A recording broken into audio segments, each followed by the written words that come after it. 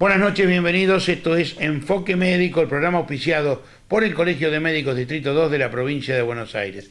Usted sabe que habitualmente respondemos a sus preguntas y en este caso hemos recibido muchas preguntas de miembros de la comunidad médica para que consultáramos al presidente del Colegio de Médicos, el doctor Salvador Lograsso, acerca de algunas modificaciones, algunas normas que se han puesto en juego en la provincia de Buenos Aires y sobre eso vamos a hablar con él hoy. Doctor Lograsso, muchísimas gracias por una más estar con nosotros. No, al contrario, es un gusto. Doctor, entre los temas que han surgido estos últimos días es que está el que el gobierno de la provincia ha dispuesto, no por ley sino por decreto, que los médicos puedan jubilarse a los 50 años para evitar el desgaste. Es una forma de reconocer el trabajo insalubre de los médicos, ¿no? Mire, el problema de la insalubridad ha sido un término que sistemáticamente el Ministerio de Salud y sobre todo la Gobernación no lo han querido aplicar. De cualquier manera, en nuestra profesión hay algunas especialidades que ya tienen el sistema de insalubridad. El problema que se va a plantear ahora es qué va a pasar con esas, porque hay 6 o 7 especialidades, dermatología, psiquiatría, neurocirugía, todo lo que es diagnóstico por imagen, radiología, esas son todas insalubres y tiene un régimen especial de la jubilación. Ahora, al reducirse la edad jubilatoria del año de aporte, la pregunta es, ¿se va a ver alguna reducción con respecto de esas especialidades que ya han sido reconocidas o se ve generalizada la edad jubilatoria para todos? Ahora, doctor, a mí hay algo que me llama la atención. Lo digo porque tengo en la familia un caso, ¿no? Es muy difícil que un médico se reciba a los 25 años de edad, pueda trabajar 25 años de corrido y jubilarse a los 50 años. Con lo cual la jubilación a los 50 años va a ser para un reducido sector, porque la mayoría se va a jubilar con muchos años más. Mire, vamos a clarificarlo para que nos entendamos. Eso, bueno. El decreto que firmó el señor gobernador se refiere única y exclusivamente a los agentes provinciales. No están comprendidos el resto de los trabajadores médicos, ya sea municipales o la actividad privada. Sí. Significa que tiene que tener 50 años de edad y 25 años de aporte. En estos momentos, ingresar a la administración pública provincial le da promedio de un médico que accede a un cargo y ahora hay una convocatoria a concurso, supera los 30 años. Claro. Significa de que si realmente se cumple a rajatabla los 25, van a ser muy pocos los profesionales que en un futuro inmediato puedan acceder a la jubilación. Lo que pasa es que hay muchísimos profesionales que tienen muchos años de antigüedad en este momento en los hospitales. Por lo tanto, independientemente de que sea escalonada y el pleno convencimiento y la aplicación total es a partir del 2018, hoy, en cuanto salga al boletín oficial, un núcleo importantísimo de profesionales que tengan 58 años de edad y 33 años de aporte pueden acceder a la jubilación. Lo que no está estipulado, ¿cuál va a ser el reconocimiento de aquellos profesionales que exceden los años de aporte? Porque puede haber un médico con 58 años que tiene mucho más de 33 años de aporte. ¿Cuál va a ser el régimen que le van a dar y cuál va a ser la diferenciación? De cualquier manera hay algo que sí es importante. Nosotros como colegio no podemos bajo ningún concepto permitir la discriminación de los trabajadores médicos. Nada va a impedir que hagamos el reclamo correspondiente frente a los municipios para que adhieran al decreto del señor gobernador y los médicos que trabajan en el régimen municipal, ya sea hospitalario o de unidades sanitarias, tengan el mismo régimen jubilatorio, habida cuenta de que todos aportamos al mismo sistema, todos aportamos al IPS. Por lo tanto, no puede haber gente que trabaja en el Estado municipal o provincial que se jubila con 50 y 25 y otro que sigue con el régimen anterior. Esto indudablemente, o el señor gobernador lo tuvo en cuenta, o los señores intendentes todavía no se han proyectado. Seguramente en este momento estamos ocupados muchas cosas más importantes que lo que puede ser el decreto del gobernador, habida cuenta de las elecciones futuras. Además, no nos olvidemos que lo que acaba de firmar el señor gobernador no lo va a aplicar él. El próximo gobernador de la provincia de Buenos Aires es el que va a tener que atender todo este tipo de reclamos, este tipo de urgencias. Ahora, un decreto se puede anular con otro decreto o con una ley, ¿no? Nosotros vamos a preconizar que esto sea una ley, para que realmente tenga vigencia. Hoy he visto algunos avisos en los periódicos y algunos periodistas que indudablemente no tienen de qué otra ocuparse, como que realmente estuvieran cuestionando la posibilidad de que los médicos accedan a los 50 y 25 años de aporte. Lo que pasa es que seguramente ninguno de ellos trabaja en un hospital. no ejercen nuestra profesión, sencillamente utilizan nuestro trabajo y nuestra profesión en beneficio propio para la dolencia que los aqueja, pero no saben ni cómo trabajamos, ni dónde nos desempeñamos y con qué elementos los hacemos. Y además, si últimamente agregamos lo que es la inseguridad y la presión de la gente sobre el acto médico que pretende que todo lo que falta en un hospital, que nada tiene que ver el hospital, que nada tiene que ver el médico, lo tiene que solucionar el profesional, ya sea profesional médico o profesional de la salud. Eso hace de que el profesional envejezca rápidamente. Claro. Nosotros no somos culpables de que los hospitales no tengan los elementos que se necesitan. Nosotros no somos culpables de que falten camas, no somos culpables de que falten pediatras, no somos culpables de nada. Nosotros somos profesionales que anteponemos nuestra actividad profesional al servicio de la gente por encima de los intereses personales. Porque si uno entra a privilegiar su persona, su tranquilidad y su familia, y no habría tantos profesionales que concurran a los centros asistenciales, porque uno entra al hospital y no sabe cómo sale. Ahora, doctor, a mí también hay algo que me preocupa, ¿no? Estamos hablando de que el gobierno de la provincia había jubilado de oficio a muchos profesionales por una cuestión de edad, pero que eran los profesionales que servían para enseñarle a las nuevas camadas. ¿Esto no va a acelerar en cierta medida la sangría de profesionales que saben y que se van a ir de los hospitales? Hay dos cosas que son importantes. La provincia no jubilaba médicos, jubilaba gente que tenían cierta edad. Claro. No le importaba la actividad que desarrollaba. Y de repente se encontraron que muchos que tenían la edad que ellos pretendían para retirarse eran médicos. ¿Qué pasó? No ni siquiera fueron repuestos, porque realmente los cargos hospitalarios se cubren con cuenta gota. Y además, muchos de esos profesionales que estaban altamente capacitados, que servían como ejemplo para capacitar a los futuros médicos, se han retirado. Hoy el hospital, además de carecer de recurso humano, que es una de las cosas que sistemáticamente venimos preconizando, no tiene profesional para capacitar al que se ingresa. Es impensado de que un profesional que quiera continuar en su actividad profesional, sea la edad que tiene, mientras está en condiciones, no puede hacerlo, porque es un ente formador. Nosotros miramos los espejos, y los espejos eran nuestro jefe de servicio, nuestro jefe de sala, nuestro colega que tenía muchos años de actividad, y de ello aprendíamos. Hoy, si un profesional que tiene experiencia, que tiene capacidad, se lo obliga a retirarse, bueno, no hace falta decir cuál va a ser el destino de los futuros médicos que ingresan al hospital. Por eso, ustedes fíjense que cada vez que se convoca a inscripción de residencia, muchas quedan vacías. ¿Por qué? Porque no hay centros formadores, cada vez hay menos, y cada vez hay menos médicos que realmente quieren abarcar la docencia. Esto es un tema muy, muy serio, no pasa por la edad, pasa por una política. La provincia de Buenos Aires debe arbitrar una política para su población y tiene que ser una política abarcativa para el sector público y el sector privado. Y cuando hablamos del sector público no hablamos de provincia y municipio, hablamos de todos los agentes que de alguna forma están vinculados al sector público. Y al mismo tiempo tiene que haber un correlato con el sector privado. Porque fíjese usted ahora, ¿qué va a pasar con un médico que se jubila a los 50 años? ¿Qué se va a su casa? ¿Va a dejar la actividad?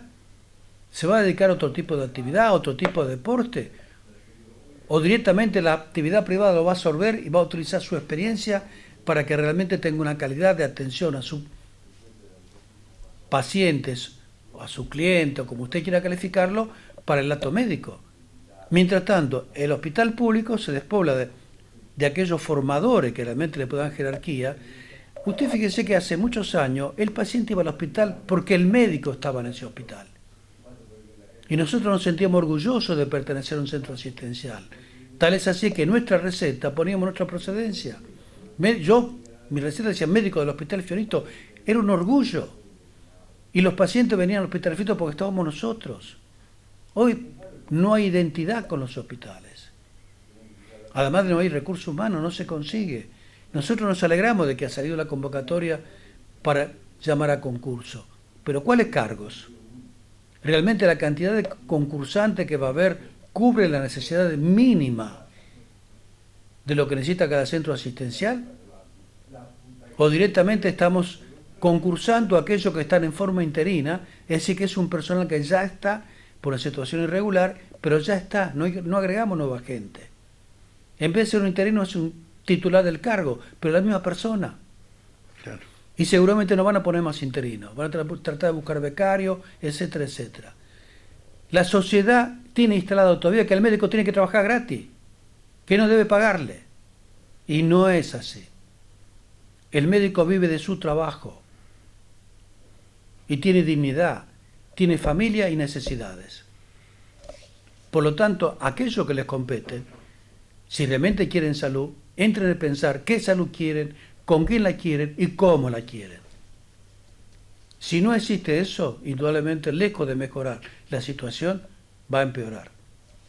Muy bien. Doctor, si le parece bien, hacemos una pausa. Sí, con mucho gusto. A usted también, estamos aquí en Enfoque Médico, programa auspiciado por el Colegio de Médicos Distrito 2 de la provincia de Buenos Aires. Les recuerdo que ustedes pueden volver a ver este programa en www.productoraalas.com.ar, en youtube.com/alasproductora y en Facebook/alasproductora. Quien les habla, Carlos Siniscachi, los invita a que hagamos una pausa y enseguida continuamos con Enfoque Médico.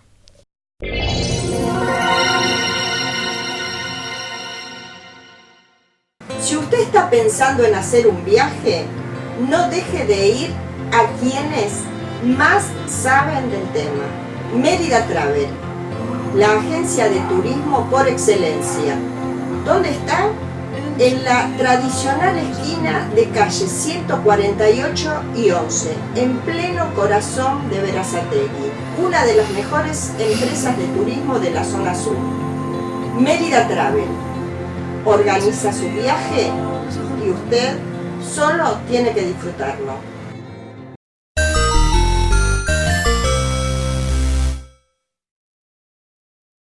Continuamos en Enfoque Médico, el programa auspiciado por el Colegio de Médicos Distrito 2 de la provincia de Buenos Aires. Se agrega a la mesa que teníamos con el doctor Salvador Lograsso, la doctora Mabel Pogorelski, dije bien, ¿verdad? Sí, sí. Que es ginecóloga y con la que vamos a charlar. Pero quiero cerrar un poco el tema anterior, doctor Lograsso. Sí. Usted me dice, no se consiguen pediatras, no se consiguen... Hay servicios que son esenciales en los hospitales. Y uno realmente se preocupa cuando se dice no hay un pediatra, no hay, qué sé yo, una ginecóloga por ahí o un ginecólogo. ¿Cómo se remedia eso? Mire, hace muchos años que nosotros venimos preconizando la problemática que va a tener el sector salud dentro de lo que son los hospitales, ya sean municipales o provinciales, de la falta de recursos humanos. Hemos sido tan destratados,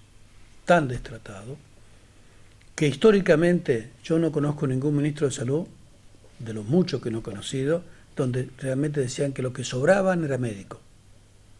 Es decir, parecía que nos tenían porque estábamos y no teníamos más remedio. Y nosotros venimos alertando desde hace muchos años sobre esto, que decimos que la problemática más importante es el recurso humano, que la jerarquía de un hospital es el recurso humano, que hay actividades médicas que no pueden, bajo ningún concepto, carecer de recurso humano y que no puede ser una medicina supletoria. Usted en una emergencia puede, un médico, suplir una actividad, pero no en forma normativa. Hace muchos años que nos estamos dando cuenta de que los especialistas están desapareciendo de los centros asistenciales públicos, ya sea municipales o provinciales, y nos da la sensación de que se ha hecho poco o casi nada.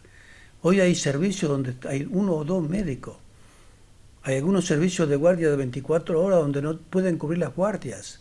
Ya no un especialista, ni siquiera un médico generalista. Por eso reiteramos sistemáticamente, de nada sirve tener las mejores paredes, los mejores pisos, las mejores camas, la mejor aparatología, si no tenés un recurso humano que lo sepa usar en cantidad y calidad y en oportunidades, que sepa hacer un buen diagnóstico y que se utilice todo eso. Y para que eso tenga un éxito, se requiere materia gris, y la materia gris la tienen los médicos. Y la población y los funcionarios tienen que entender de no seguir pensando que el médico tiene que estar gratis. El médico va a un centro asistencial y necesita cobrar un sueldo acorde a su responsabilidad, a su tiempo y su jerarquía. No es un tema menor atender a la gente y tratar de paliar sus problemas. Hay 2 temas importantísimos en la República Argentina. Uno es la educación y la salud. No hay salud sin educación y no hay educación sin salud. Uno dirá que será primero y el otro segundo o viceversa, pero la actividad más importante es la educación y la salud. Usted no puede tener un chico internado en un centro asistencial, lo da de alta y después ¿quién se hace cargo?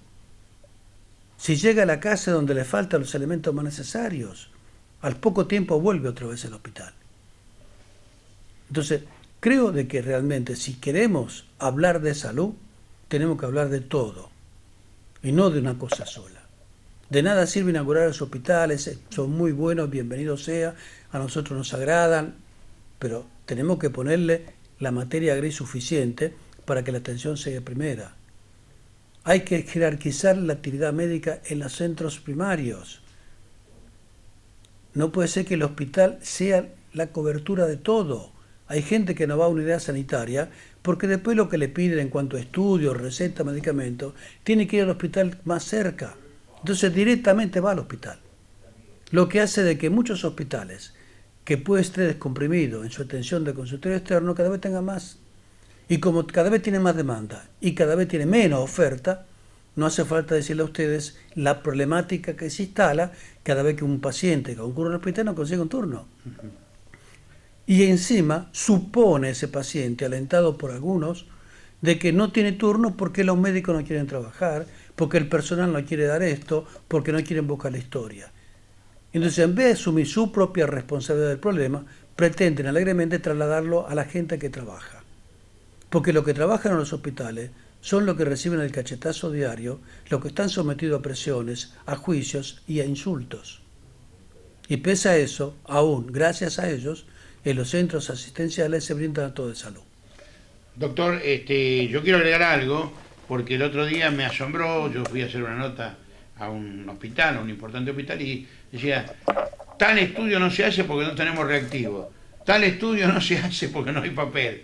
Entonces uno dice, si a ese nivel de excelencia de esos hospitales las cosas no se pueden hacer, no quiero pensar lo que debe suceder en una sala de primeros auxilios. Doctora, ¿usted cómo lo vive? Yo soy jefa de una unidad sanitaria municipal, Ajá, del municipio de Avellaneda, sí, del barrio de Villa Domínico, que sí, es un barrio de clase media.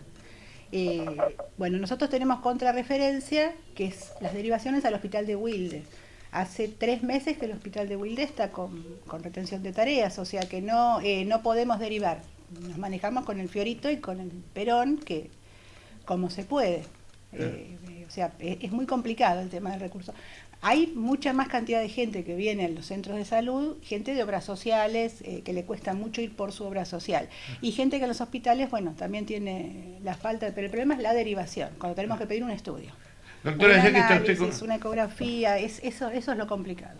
Ya que está usted con nosotros y como anticipo, doctor, ¿le parece bien? Del programa de la semana próxima, Sí, que se está llevando adelante la Semana de la Lactancia, quiero que le cuente a la gente qué es esto de la lactancia, porque en mi época, por ejemplo, era común que las madres dieran mucho tiempo pero después la teta, ¿no? Sí, la teta. Después las mujeres empezaron a trabajar, empezaron a dejar a los chicos en jardines maternales, en guarderías que no quieren que lo llamen guarderías, pero... dejarlo Son depósitos de chicos. Claro, son jardines maternales. Y bueno, la necesidad de trabajo de las madres hizo que se vaya descendiendo la cantidad de madres que dan la teta. Entonces se empieza a trabajar en el embarazo. Yo en la unidad sanitaria donde estoy, tengo una obstétrica. Hacemos el trabajo en conjunto con la obstétrica, si no la ginecóloga. A empezar a hablar desde el embarazo. Preparar para la lactancia, hablarle, explicarle. Ahora tienen muchos recursos, hay sacaleches muy buenos, incluso se les hace guardar a las mamás la leche en los primeros 3 meses que no trabajan para cuando vuelvan a trabajar que la persona que cuida al bebé le pueda dar la teta, pero es un trabajo muy intenso, no es solo una semana. Ahora es la semana de la lactancia, se está dando mucha difusión, pero el trabajo es más del ginecólogo que de la obstetra. Ahora, y de los pediatras. Hay un preconcepto, ¿no? Que cuando uno ve a una mujer dándole la teta a un chico en el colectivo o en la plaza, algunos dicen, qué feo Sí, eso. cada vez menos, cada vez es más común, incluso se insiste mucho que los neonatólogos y los pediatras ahora están con el tema de la libre demanda, ya no es más como hace unos años cada 3 horas, cada 4 horas, esa demanda. Para lo cual, en el momento que el bebé quiere tomar, la mamá le tiene que dar. Sí. Y se insiste mucho, hay como una vuelta, todo se vuelve. Las cosas van volviendo. Vamos a dejar, a usted le quiero hablar también, háganos llegar a los teléfonos, a las direcciones de correo electrónico, las preguntas que usted quiera hacerle a la doctora, porque la semana próxima vamos a hacer un programa especial sobre el tema de la lactancia. Y por ahí usted tiene dudas, usted que por ahí es muy jovencita, o usted que por ahí quiere cuidar más la silueta que la salud de su hijo, qué sé yo. Se dan todas las posibilidades. Trate de... Para cuidar de la silueta es bueno porque hace perder más peso más ¿sí? rápido de lo que se subió en el embarazo. O sea, es otra ventaja de la lactancia. Bueno, bárbaro, entonces, háganos llegar sus inquietudes que la doctora y algún otro profesional quizás también le va a responder. Gracias, doctora. Doctor Lograsso, cerramos el programa entonces. Vamos a señalar que cualquier duda que tengan los médicos sobre la aplicación de esta reglamentación pueden concurrir al colegio, ¿no? Sí, nosotros estamos total y completamente de acuerdo de que realmente esto se ponga en práctica a la mayor brevedad posible, pero además lo que pretendemos es que se transforme en una ley, porque mañana graciosamente viene otro gobernador y con otro decreto lo anula, y todo esto no hace falta decirle a usted el problema que nos va a plantear a todos nosotros, pero además transmitirle la inquietud a los colegas que no son provinciales, pero que trabajan en los municipios, de que el Colegio de Médicos realmente se va a ocupar para que este decreto sea abarcativo a todos los municipios, y además instalar en el sistema provisional de la República Argentina los médicos que trabajamos en relación de dependencia, seamos provinciales, municipales, qué pasa con el sector privado y qué pasa con nuestra caja de previsión, que es la que nosotros mantenemos a través de nuestros aportes. Porque si un médico se jubila a los 50 años y tiene que esperar tener 65 para jubilarse en nuestro sistema, va a crear algún tipo de problema. Sobre todo porque le guste o no le guste, a nosotros sí nos gusta, dentro de algunos años, esta profesión va a ser mayoritariamente de las mujeres. Entonces muchas mujeres a los 50 años se van a querer jubilar y no van a querer hacer ninguna actividad. Van a querer vivir su vida, criar sus hijos, gozar de lo que le pueda brindar. Y es factible que alguien pueda seguir la actividad médica, pero la mayoría creo que se van a retirar y van a hacer otro tipo de actividad. Entonces, ¿qué va a pasar con esa gente? Que en un sector público se lo puede jubilar a los 50 años y en aquel que ella aporta tiene que esperar 10 o 15 años. Es todo un tema, es todo un desafío que sobre todo nuestra institución, el colegio en general, pero el DOCE en particular, lo toma como propio y tratará en lo posible de dar respuesta a todo. Por eso, doctor, si usted tiene algún inconveniente con respecto a esto, alguna aclaración, nosotros estamos todos los días. Muy bien. Gustoso concurra. Doctora Pogorelski, doctor Lograsso, muchísimas gracias por estar con nosotros. Y a usted también muchísimas gracias por acompañarnos en una nueva edición de Enfoque Médico. Les recuerdo que ustedes pueden volver a ver este programa en www.productoraalas.com.ar, en youtube.com/alasproductora y en Facebook/alasproductora. Quien les habla, Carlos Siniscalchi, les agradece que hayan estado con nosotros y los invita para que la semana próxima vuelvan a estar allí. Hasta entonces.